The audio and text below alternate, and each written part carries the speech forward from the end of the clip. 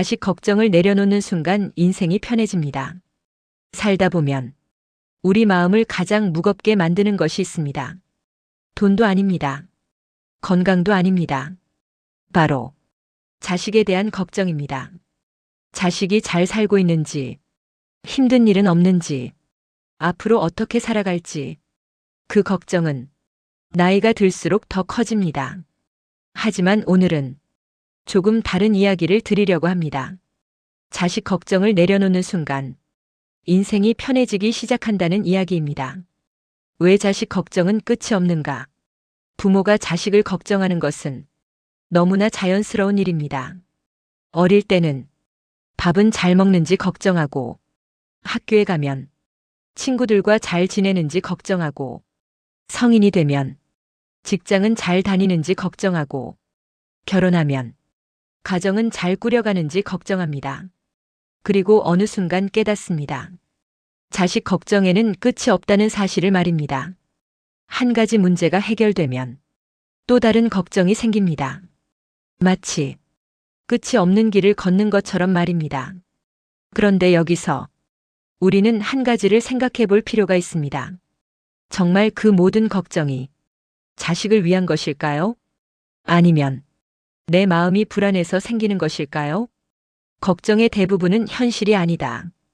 우리는 자식을 생각하며 수많은 걱정을 합니다. 혹시 실패하면 어떡하지? 혹시 아프면 어떡하지? 혹시 힘든 일을 겪으면 어떡하지? 하지만 가만히 생각해보면 그 걱정들 중 대부분은 아직 일어나지도 않은 일들입니다.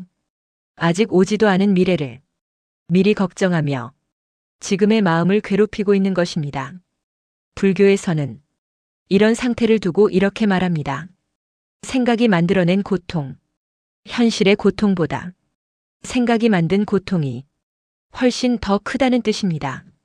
우리는 자식을 걱정하면서 사실은 내 마음을 괴롭히고 있었던 것입니다. 자식 인생은 자식의 것이다. 어느 날, 한 사람이 스님에게 물었습니다. 스님, 저는 자식 걱정 때문에 하루도 마음이 편할 날이 없습니다. 그러자 스님은 이렇게 물었습니다. 당신은 자식의 인생을 대신 살아줄 수 있습니까? 그 사람은 잠시 말이 없었습니다. 스님은 다시 말했습니다. 자식의 인생은 자식의 것입니다. 우리는 자식을 사랑합니다. 그래서 도와주고 싶고, 지켜주고 싶고, 대신 아파주고 싶습니다. 하지만 아무리 사랑해도 대신 살아줄 수는 없습니다. 자식에게도 자식만의 길이 있습니다. 넘어지고, 실패하고, 다시 일어나는 것, 그것이 바로 자식의 인생입니다. 부모가 할 수 있는 일은 그 길을 대신 걷는 것이 아니라 멀리서 지켜보는 것입니다. 내려놓는다는 것은 포기하는 것이 아니다.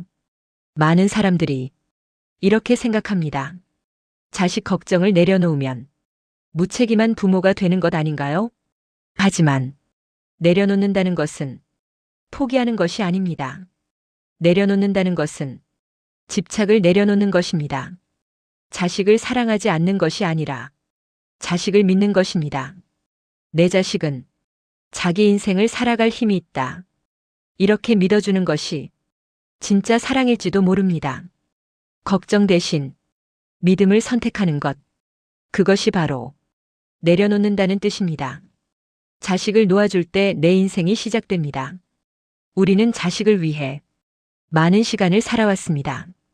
자식이 아플 때 함께 아파했고, 자식이 힘들 때 함께 울었습니다. 하지만 어느 순간부터는 생각해 볼 필요가 있습니다. 이제 내 인생은 어떻게 살아갈 것인가? 자식을 놓아준다는 것은 자식을 버리는 것이 아니라 내 인생을 다시 시작하는 것입니다.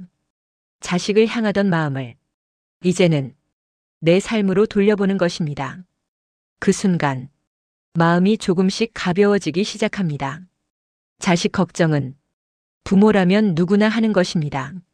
하지만 그 걱정이 너무 커지면 결국 내 삶까지 무겁게 만듭니다. 오늘부터 이 한 가지만 기억해 보시기 바랍니다. 자식 인생은 자식의 것이고 내 인생은 나의 것입니다. 자식을 사랑하되 자식을 믿어주는 것, 그것이 가장 지혜로운 부모의 모습일지도 모릅니다. 오늘도 마음이 조금 더 편안해지기를 바랍니다.